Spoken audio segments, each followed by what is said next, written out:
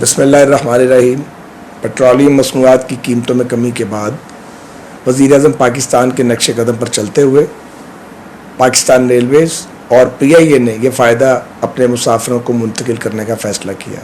چنانچہ پاکستان ریلویز کی میل express trains کے اکانومی کلاس کے کرایوں میں 10% کمی کی جا رہی ہے، اور اسی طرح پی آئی اے کی اندرون ملک تمام پروازوں کی دونوں کلاسز پر بھی کرایوں میں 10% رعایت دی جا رہی ہے۔ اس رعایت کا اطلاق اگلے 30 روز کے لیے ہوگا۔ واضح رہے کہ ریلویز میں 94% مسافر اکانومی کلاس میں سفر کرتے ہیں، جبکہ پی آئی اے میں 90% مسافر اکانومی کلاس کے مسافر ہیں۔